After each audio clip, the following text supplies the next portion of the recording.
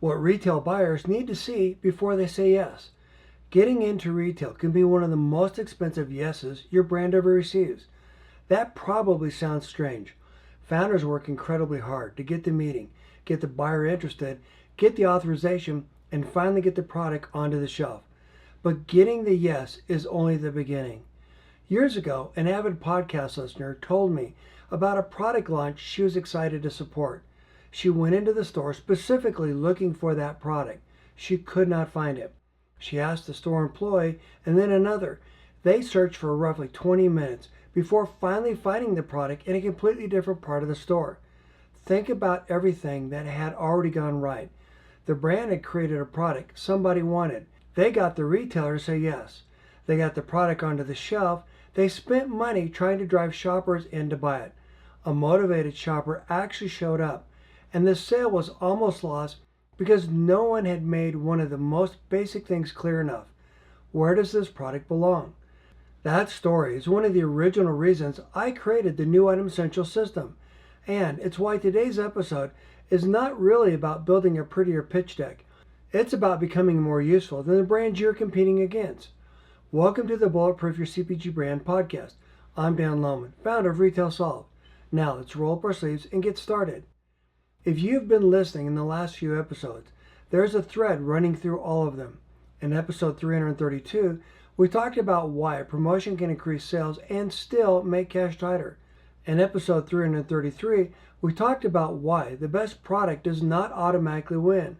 The product that solves the right shopper problem has the advantage.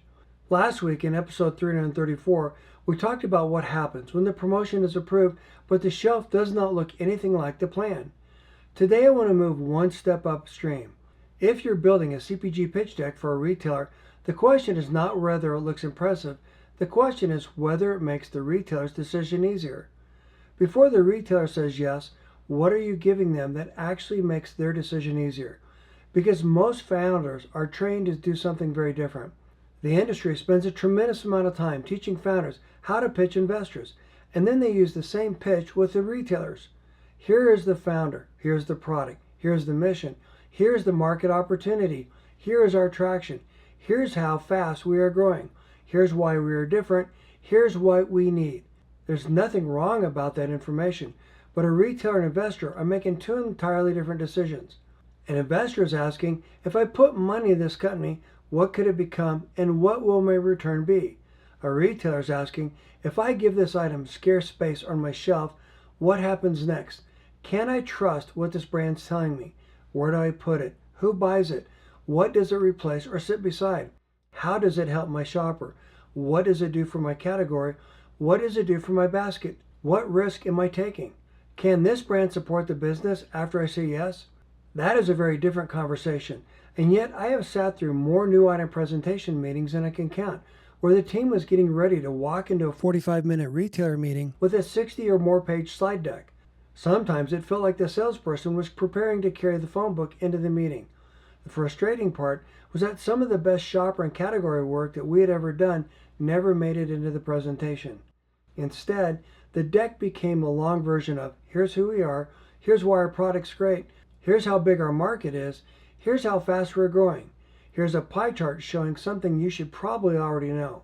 Here's a bar chart focused on what I think your priorities should be. Here's what we want from you. Again, that does not mean every one of those slides is useless. It means the presentation is usually built around the brand story instead of the retailer's decision. And most retailers already know far more about their category than your presentation gives them credit for. That is the problem. Think about the last time you needed a favor from someone. Would you begin by telling them everything you wanted from them? I need more space. I need another item. I need a display. I need a lower fee. I need more distribution. I need you to take a chance on me.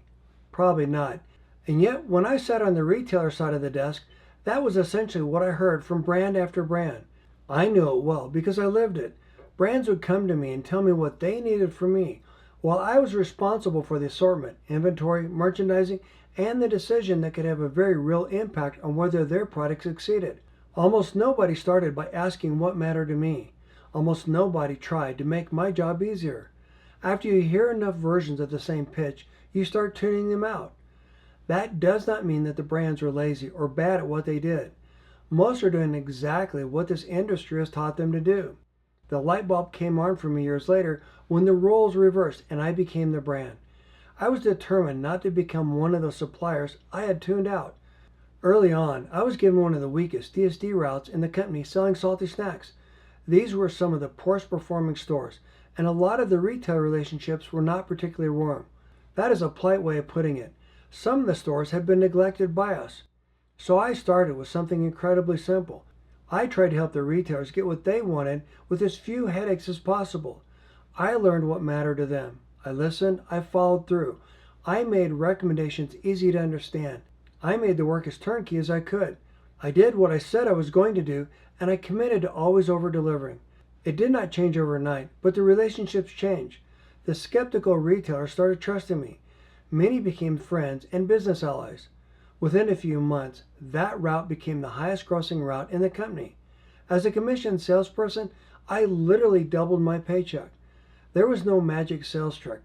I simply stopped thinking about what I needed from the retailer and started thinking about how I could help them win. That lesson has followed me throughout my entire career, and it's one of the biggest opportunities I see for challenger brands today. You do not have to outspend the biggest brands. You do not need their headcount. You do not need every expensive piece of software they own. You can create an enormous advantage by being more prepared, more useful, and easier to work with. Here's one of my favorite examples. One of the first things a retailer needs to understand about a new item is incredibly basic. Where does it go? Not just which department, what category, what segment, where on the shelf.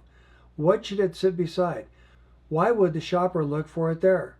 Bigger companies have sophisticated planogram software that can cost many thousands of dollars.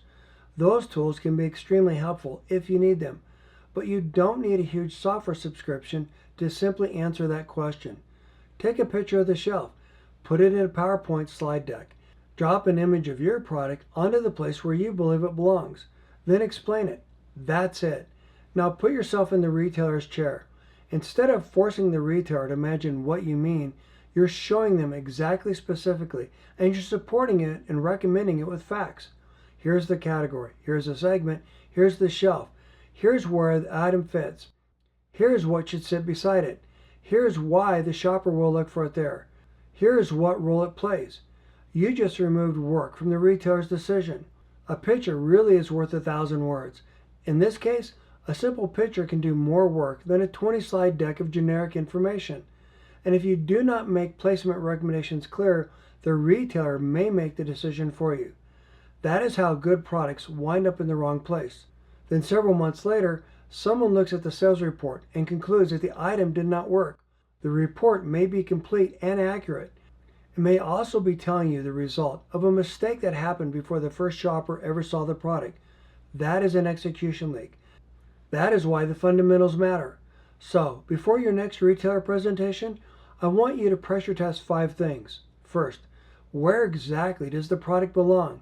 Can the buyer see the shelf in their mind? What category, what segment, what product sits beside it? Why does the shopper expect to find it there? If the retailer has to figure that out for you, you're adding work and adding risk. Second, who is the shopper and why does that shopper matter to the retailer?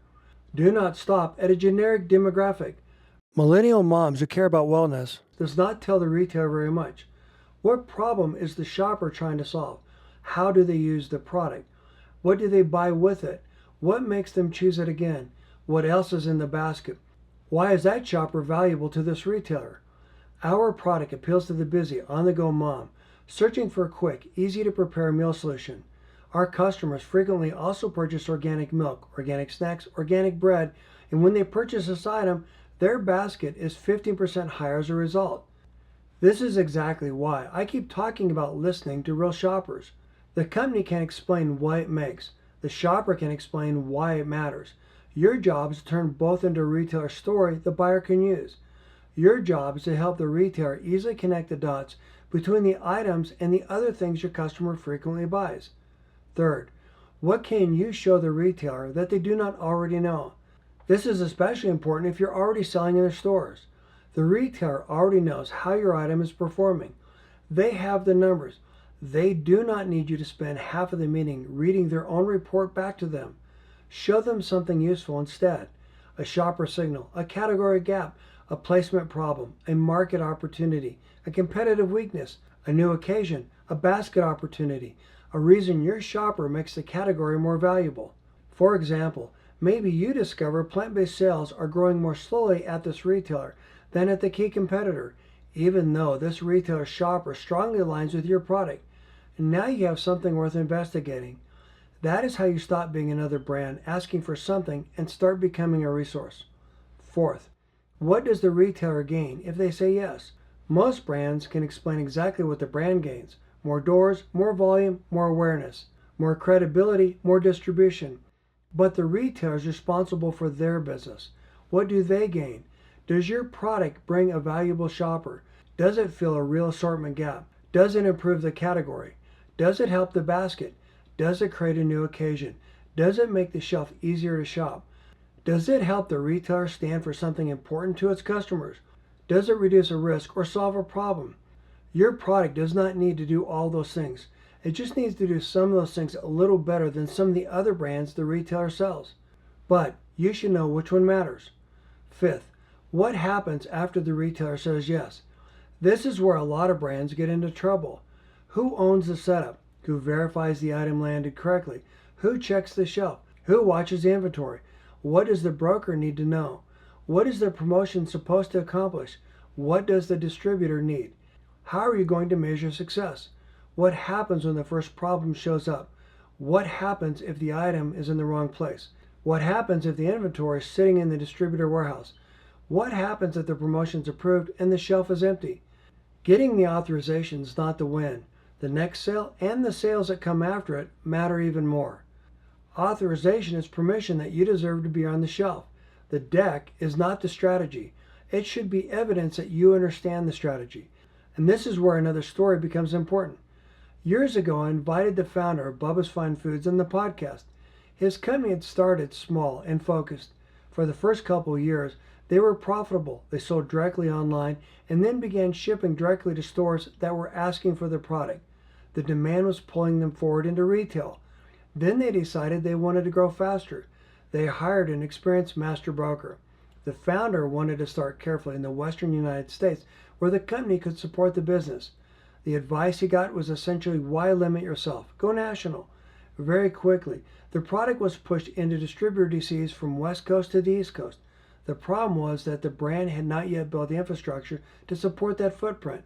They learned about free fills, chargebacks, distributor costs, the cost of supporting velocity, and the simple truth that getting a product into a distribution center does not mean a retailer is committed to it, and getting it onto the shelf does not mean the product will move.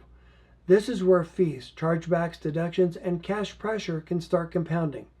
The founder described adding roughly 1,000 stores during that period. Sales activity looked like growth. Cash told a very different story. Eventually, he ended the master broker relationship, focused on the markets the company could actually support, and let some of the distribution go. I'm not telling you that story because brokers are bad. They are not. Good brokers can create enormous value. The lesson's much bigger. Your broker should help execute the strategy. Your distributor should help move the product. Your software should help support the process. Your data should help answer a specific question. Your agency should help bring in expertise. But the brand still has to own its own strategy. You need enough understanding to ask whether the recommendation actually makes sense for your business. Can we grow profitably in these new retailers, regions, and channels? And if we do, can we actually support that growth financially and operationally? You need enough retail muscle to know what questions to ask, what good looks like, and where the risks are, and when something does not make sense. That is the distinction. The easy button comes after the fundamentals. The tool can help you move faster. It cannot decide where you should be going. And that is why I've become focused on what I call building retail muscle. Think about any great athlete. They do not become great because they discovered one secret trick. They practice the fundamentals over and over until those fundamentals become automatic. Retail works the same way.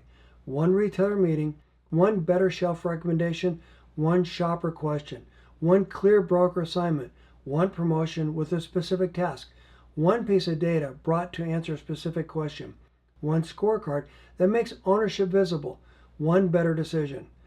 Then do it again while striving to be a little better the next time. At first, you have to think about every move. Over time, those moves become retail muscle memory. They get baked into your brand's DNA. And that is when a challenger brand becomes very difficult to compete against. Not because you suddenly have a bigger budget, because you are more prepared, because you ask better questions. You make fewer preventable mistakes. You make the retailer's job easier. You learn faster. You waste less money solving the wrong problem. And you become more useful every time you sit across the table from a retailer. That is the advantage. If you're building a CPG brand and want practical help competing at retail without wasting money on the wrong fix, subscribe to the podcast. That's what we work on here every week. And before your next retailer meeting, I want you to do one thing. Do not begin by opening your current pitch deck. Open a blank sheet of paper. Write this question at the top. How can I make this retailer decision easier? Then answer the 5 questions we just covered. Where exactly does the product belong? Who is the shopper and why do they matter here? What can I show the retailer that they do not already know? What does the retailer gain if they say yes? And what happens after they say yes? If your current presentation cannot answer those questions clearly, do not add another 20 slides. Fix the fundamentals first. I created a free resource to help you do that. It's called the New Item Essential System. It walks you through the retail fundamentals behind a stronger new item plan, including the story, placement, shopper, trade, data, assortment, broker, merchandising, and execution questions that can determine what happens before and after the retailer says yes. The goal is not to become a retail expert overnight. Start with one question. Which retail fundamental is costing you the most right now? Then build that muscle first. You can get the New Item Essential System free at retailsolve.com/guide13. Again, that's retailsolve.com/guide13. One skill, one item, one retailer, one better result. Then build the next muscle. Because retailers do not need more brand promises. They need brands that help them win. I'm Dan Lohman, and this is the Bulletproof Your CPG Brand podcast. Thank you for listening. You can get this week's show notes and this week's free guide at retailsolve.com/session 335.